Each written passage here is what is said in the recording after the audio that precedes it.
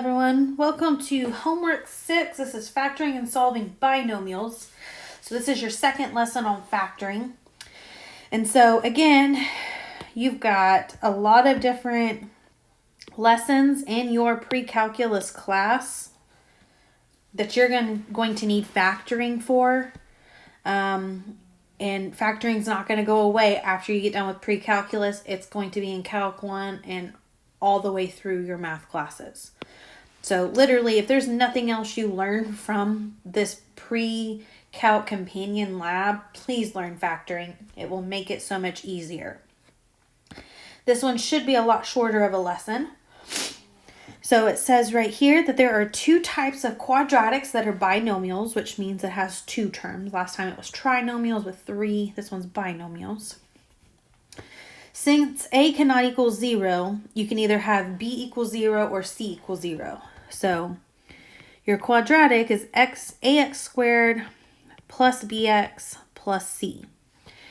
Now, you can't have this equal 0 because then you don't have that squared term, and that squared term is what makes it a quadratic. So that's why a cannot equal 0. But what you could have is you are missing this middle term, or you could be missing this very last term. And so we're going to factor quadratics in both of those forms. So we're going to start off when a equals c. That makes no sense. We're going to start off when c equals 0. Okay, when c equals 0. So you have all of these quadratics here. And again, they're all quadratics because why? They have a squared term. And so even though you don't have a c, what you could do is plus 0, right? Plus 0. And so that's why we're saying c equals 0, because it's not there. These seem to stump students more than any other quadratic. So let's go ahead and put a star beside it. And what's kind of frustrating for a teacher is that these are the easiest things to factor. So if you just remember, every time you are factoring a quadratic, what's the first thing you look for? Is a GCF. And that's all these are basically doing, is pulling out a GCF. So example 1, factor the polynomial completely. X squared plus 12x. The numbers is 1 and 12. You can't divide anything out if it's a 1, but they do have an x term. So I'm going to take out an x, and essentially what that means I am doing is dividing both of these terms by x. So x squared divided by x leaves me with just an x. And 12x divided by x, those cancel, and that leaves me with a plus 12. Guys, that's it. That is factored. And how do you check these? Distribute back.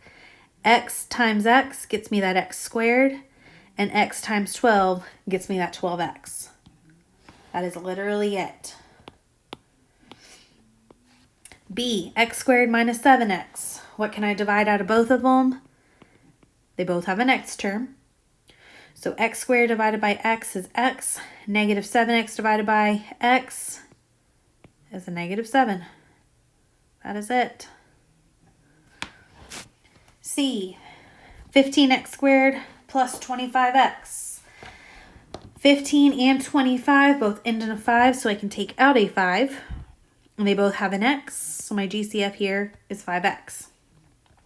So 15x squared divided by 5x is 3x. 25x divided by 5 is 5. Check it.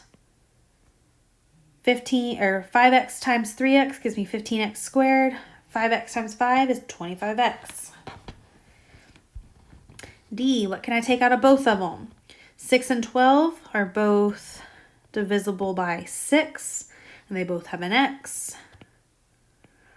6x squared divided by 6x is x. Negative 12x divided by 6x is a negative 2.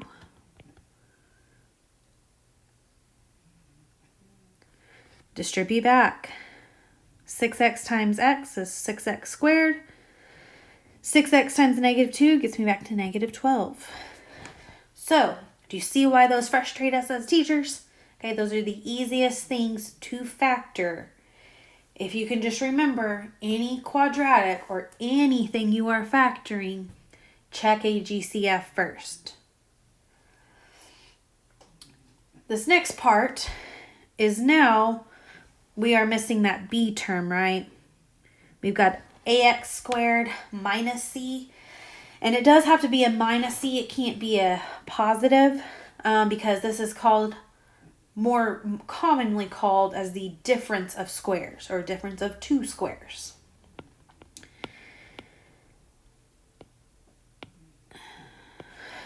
So this is technically, yes, what it is. I think it's a little bit easier if we FOIL something out. That's an example of this. So if you have something like x plus 3 and x minus 3, let's FOIL this out. So I've got x times x, and hopefully don't write that down right there because we need to put other things there. Okay, this is just an example. X times x is x squared. X times negative 3 is negative 3x. 3 times x is plus 3x. And 3 times a negative 3 is a negative 9. So what happens when you combine these like terms? They cancel, right? Negative 3 plus 3. And so you're left with x squared minus 9. So with these, that middle term is always going to cancel because you're going to have what? One positive and one negative. And so when you FOIL that out, when you're multiplying, those coefficients cancel each other out. So really, all you have to do, if you notice here, you've got a squared minus b squared. If you take the square root of a squared is a. The square root of b squared is b. And that's all you're really doing. So here, how do you get that x squared term? Well, you've got to multiply x times x. What's the square root of 16? That's 4. And it's called the difference of squares because one is positive and one is negative. I'm going to scoot that down some.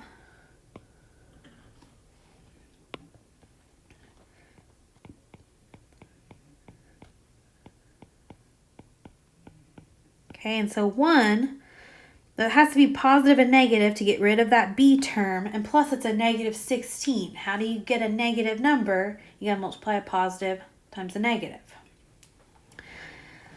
So, on B, what I should have been asking you first is, do I have a GCF? So we've got 36 and 49. You can't divide anything into either of those. And one has an x squared, one has no x, so we're ready.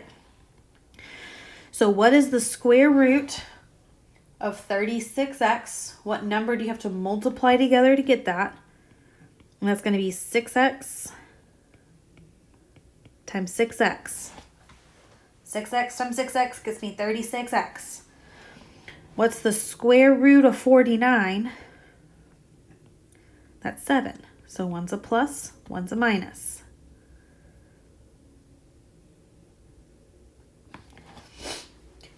On C, do I have a GCF? On this one I do, right? 16 and 4 are both divisible by 4. So 16 divided by 4 is 4. So I've got 4x squared. Negative 4 divided by 4 is a negative 1. So now, find the difference of the two squares.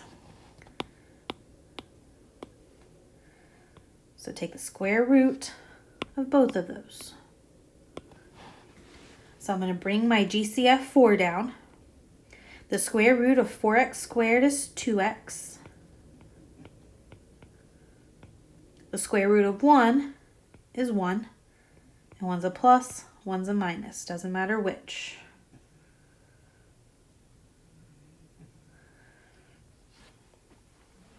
On D, what do we always check for first? That's a GCF. Do I have a GCF between 50 and 18? They're both even, so I can take out a 2. So 50 divided by 2 gives me 25x squared.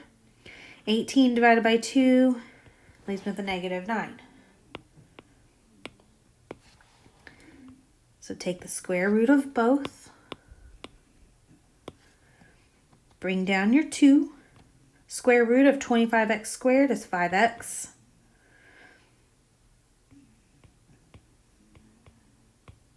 Square root of 9 is 3. 1 is plus, 1 is minus.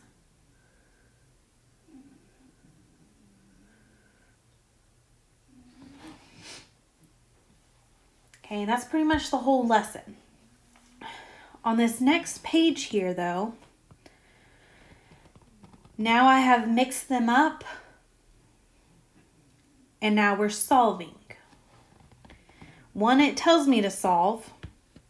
How else would I know to solve these just by looking at them? It's got an equal sign, right? So these steps are the same steps as last time. Step 1, does your quadratic equal 0? If it does, go on. If not, get it to equal 0. Step 2, find your GCF, or is there one? There might not be one.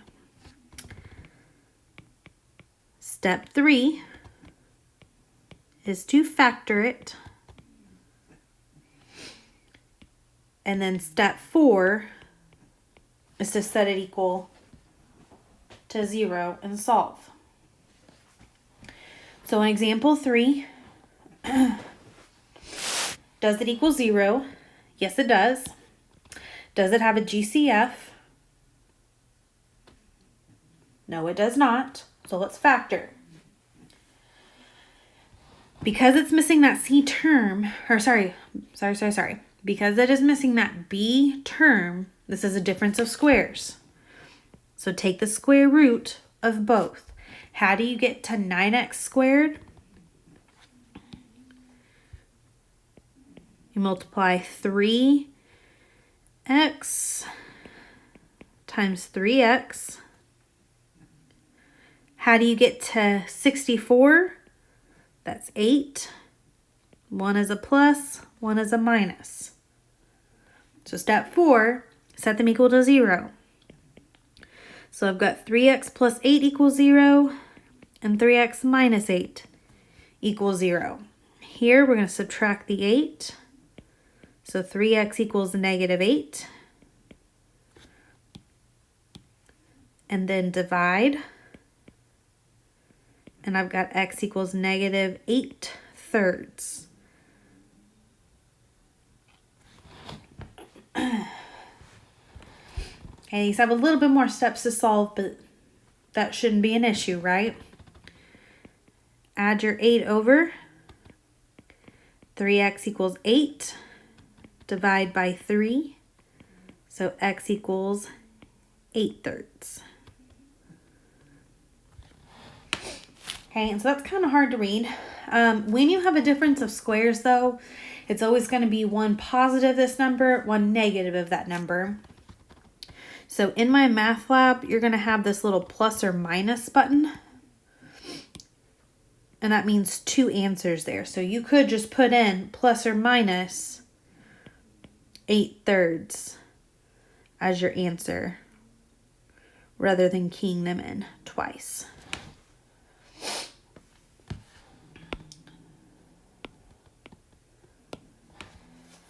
Okay, on B, does it equal 0? Yes, it does. Do I have a GCF? Can't divide anything into 1 and 5, but they both do have an x. So this becomes x times x plus 5. Well, just by taking out that GCF, this is now factored. So step 2 and 3 are really the same. So step 4, set both multiples equal to 0. We could distribute that x in, right? So that x is a multiple. So this first one is just simply x equals 0. That's your first answer. Done. And then we have x plus 5 equals 0. Subtract your 5 over, and we get x equals -5.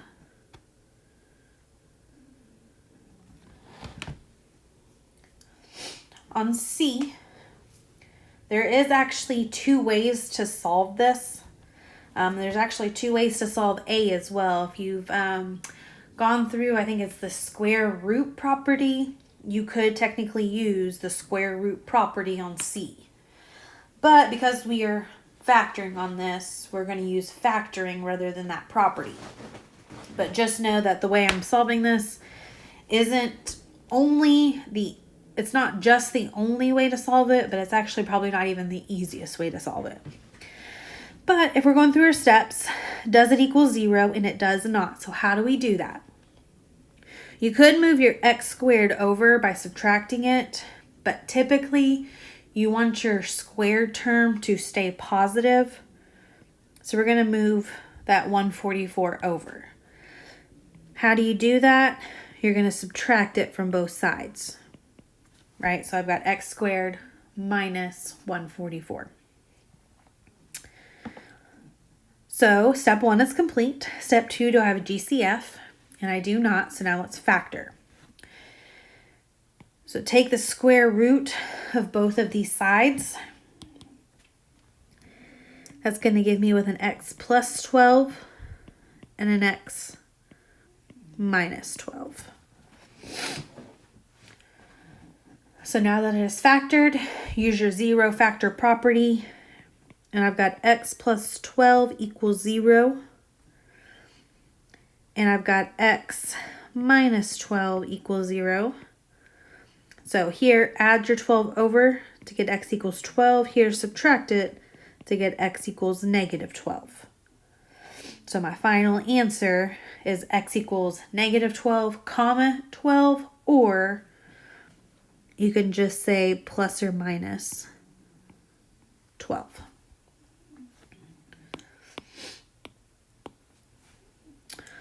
On D, we've got x to the 19th minus x to the 17th. Is it in the correct form? Yes, it is. It equals 0.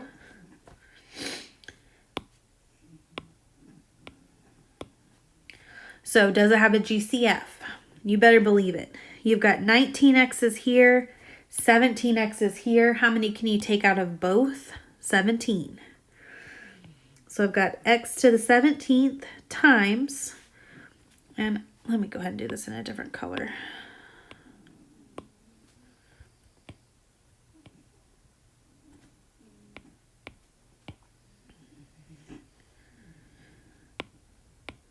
Okay.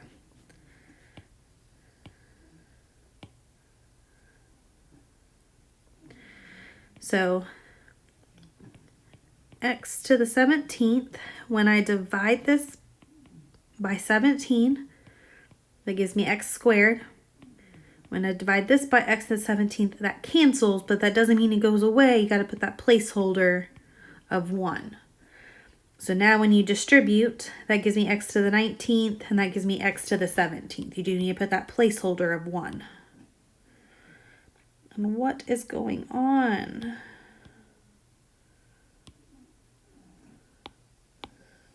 I don't know what's going on.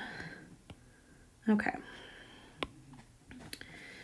So now set both of your multiples equal to 0. This first one, you've got x to the 17th equals 0.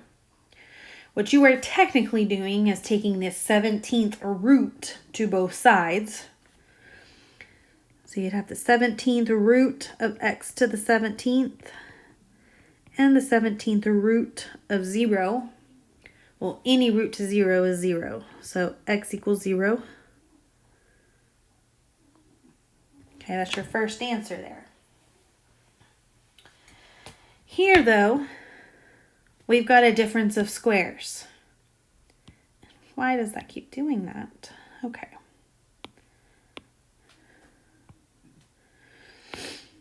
So, how do you get to x squared? That is x times x. How do you get to that 1? 1 times 1, and 1 is a plus, 1 is a minus. So I've got x plus 1 equals 0 to get x equals negative 1. And x minus 1 equals 0 to get x is 1. Okay, and if you remember from last lesson,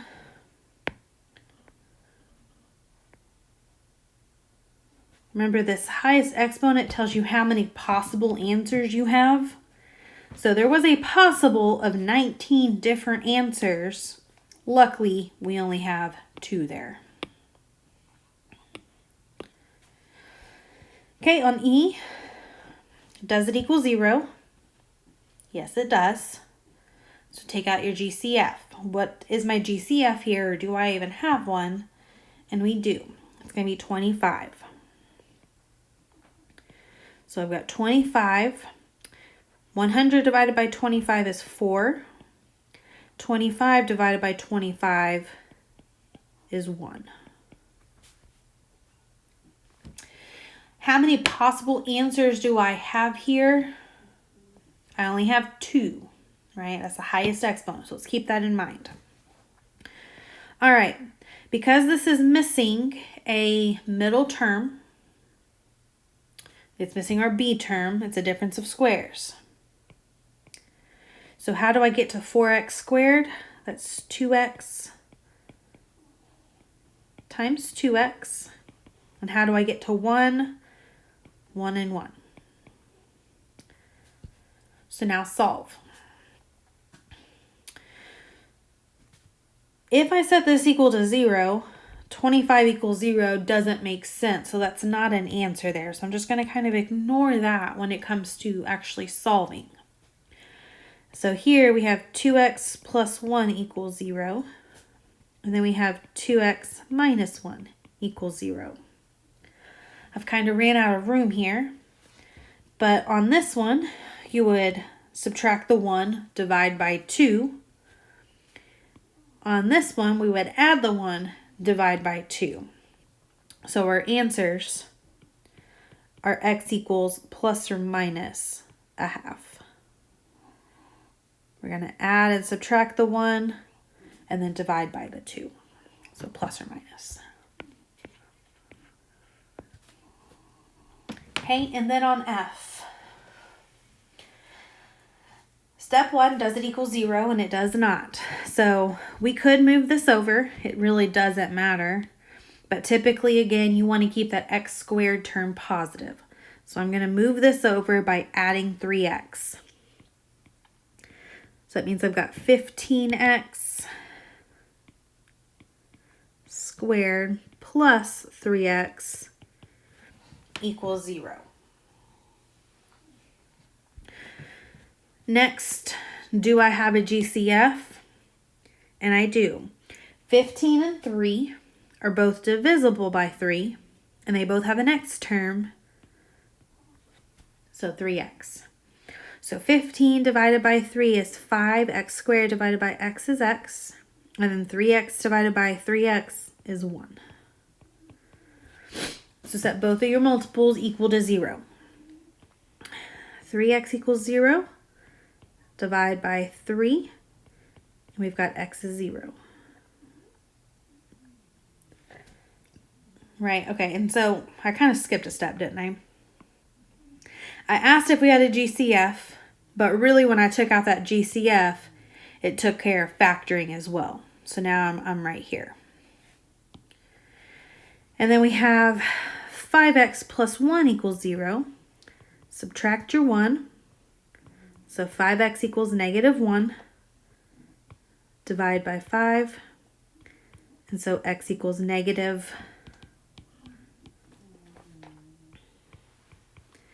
negative 1/5.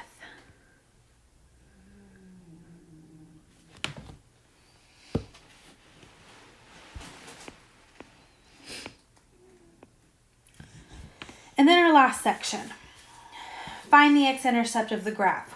We did this last time. It really means the same as solving this, right? When you find your x-intercept, you are setting y equal to 0 and then solving for x. Well, on A, replace your y with 0. So you've got 0 equals x and then x minus 7. Well, what do you know here? This is already factored for us. So all we are doing is step 4, the 0 factor property. So I've got x equals 0.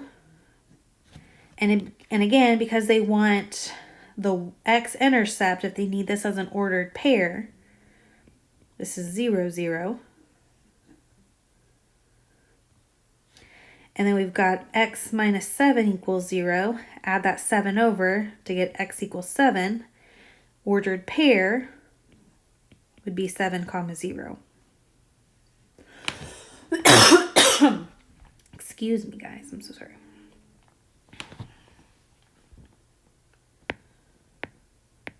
And so what does that look as far as a graph goes?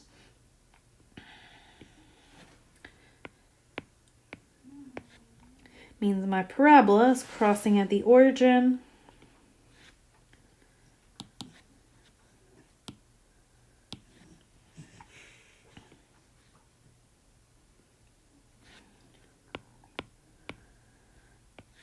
It's crossing right here at 0, 0, and then somewhere over here at a 7.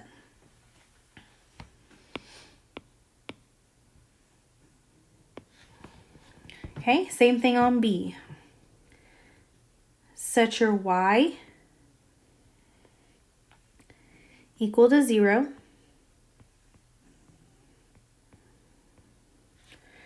And solve. Takes care of our equals 0 part. So now, do I have a GCF?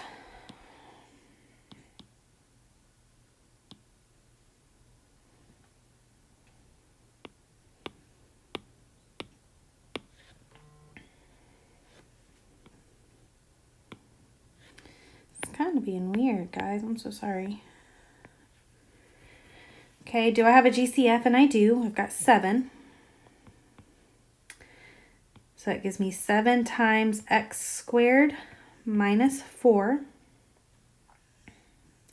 That one is a difference of squares. So we've got 0 equals 7 times x plus 2 and x minus 2. So when I said x plus 2 equal to 0, that's going to give me a negative 2. And when I said x minus 2 equal to 0, that's going to give me a positive 2. So I've got x equals plus or minus 2. That 7 has no variable here, so that's not an answer. See how on this one we took out a variable? That means that's an answer. If you don't take out a variable with it, it's not an answer. Okay, and if that was an ordered pair, that would be 2, 0 and negative 2, 0. And so again, what does that look like? So if I have my graph, here is my parabola.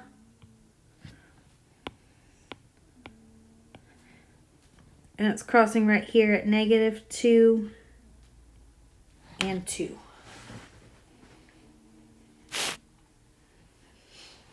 All right, just like last time, your problems are going to be all mixed together. So pay attention if your instructions say to factor or to solve. And if you don't pay attention to the instructions, look for an equal sign. If there's an equal sign, you're using that 0 factor property in solving. If you don't see an equal sign, you are just simply factoring. As always, let me know if you guys have any questions. I'll be more than happy to help. See See you guys next time. Bye.